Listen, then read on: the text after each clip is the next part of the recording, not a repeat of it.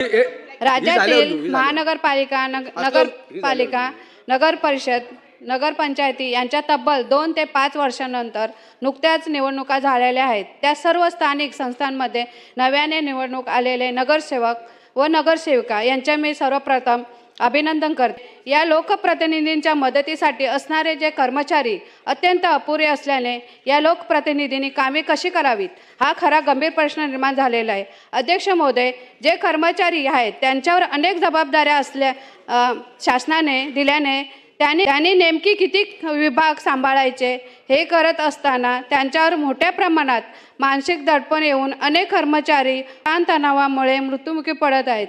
माझ्या कल्याण डोंबिवली महानगरपालिकेत अनेक कर्मचाऱ्यांची पदे रिक्त असल्याने नागरिकांना तसेच लोकप्रतिनिधींना पुरेशा प्रमाणात कर्मचारी उपलब्ध होत नसल्याने अनेक समस्यांना सामना करावा लागत आहे।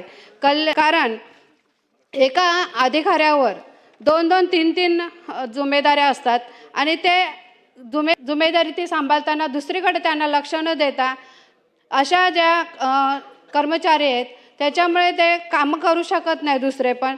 तसेच अध्यक्ष महोदय, कल्याण डोंबिवली महानगरपालिकेत 27 गावे समाविष्ट करण्यात आले, परंतु या गावात कार्य करत असणाऱ्या कर्मचाऱ्यांना महानगरपालिकेमध्ये अद्यापही सामावून घेण्यात आले नाही। त्यामुळे या कर्मचाऱ्यांना महापालिकेत तात्काळ कायमस्वरूपी सामावून घेण्याची मी मागणी करत आहे।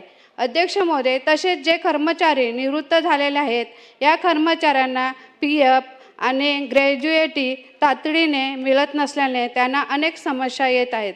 त्याबरोबर त्यांना देण्यात येणाऱ्या पेन्शनमध्ये वाढ करून किमान महिना 25,000 इतकी पेन्शन दरमहा राज्यभरातील सर्व महानगरपालिका, नगरपालिका, नगरपरिषदा, नगरपंचायतीमध्ये लोकप्रतिनिधींच्या मागणीप्रमाणे नव्या आकृतीबंध तयार करण्यात यावे व या आकृतीबंधनाची तात्काळ अंमलबजावणी करण्याची ठोस उपाययोजना करावी अशी मी मागणी करत आहे। धन्यवाद अध्यक्ष।